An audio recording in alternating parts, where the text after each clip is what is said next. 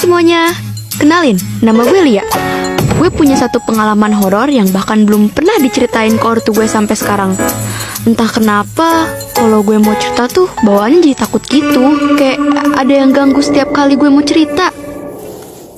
Jadi, waktu gue lulus SMP, gue mutusin buat pindah ke kota Bogor dan sekolah SMA di situ. Gue tinggal bareng sama om dan tante gue karena ortu gue belum bisa nyusul. Bahkan ya, yang ngurus pendaftaran sekolah gue juga om sama tante. Terus, hari pertama gue masuk sekolah, banyak banget anak cewek yang mau kenalan sama gue. Tapi, cuman satu yang akrab sama gue. Sebut aja namanya Citra. Citra ini yang ngebuat gue betah di sekolah. Dia orangnya sefrekuensi gitu sama gue. Ngobrol ini itu selalu klop. Tapi minusnya dia udah punya gebetan dan gue masih jomblo adem ayem. Hehe. So, gue kadang merana aja saat itu. But it's okay, jodoh pasti akan nongol kok. Sampai suatu saat Citra ngajak gue malam mingguan dan dia ngajak gue main keluar. Kampretnya, dia malah bawa gebetannya dong. Kan gue jadi obat nyamuk doang. Awalnya sih gue bengong aja, plonga-plongo ngintilin Citra mesra-mesraan. Sampai akhirnya ada satu cowok yang datang dan bikin gue terkesima. Ternyata nih cowok temen deket gebetannya Citra. Oh my god, ganteng wuih. Asli, ini cowok tipe gue banget. Gue senggol deh Citra dan ngomong, ih ini tipe gue banget cuy. Namanya siapa sih? Dan langsung dijawab sama Citra kalau nih cowok namanya Erga. Entah kenapa jantung gue tuh dak-dik-duk ngeliat Erga. Semenjak pertemuan pertama itu, gak butuh waktu lama akhirnya gue bisa ngakrapin diri sama Erga.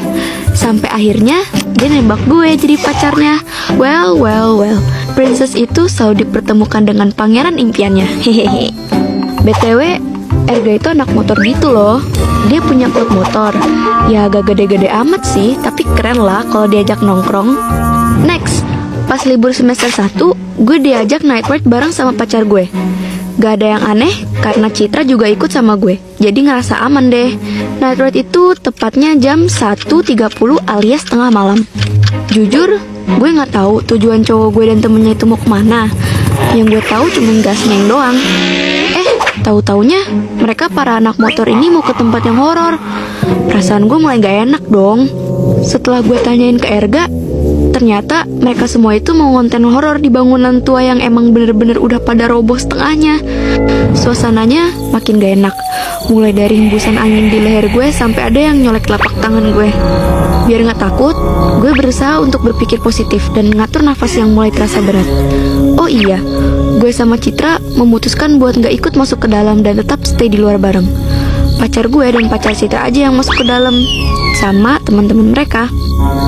Selama cowok-cowok masuk di dalam rumah kosong itu, gue gandengin aja itu tangan Citra. Kita berdua sama-sama nunduk gak berani nengok ke sana dan kemari. Dan tiba-tiba ada suara dubrak dari atap yang ada persis di atas gue. Seketika gue blank, setengah sadar dan kaget. Erga sama yang lain nyamperin gue. Gue masih ingat dia nanya gini sambil megangin pundak gue. Kamu gak kenapa-napa kan? Ada suara apa tadi? Entah kenapa, gue langsung minta pulang saat itu juga.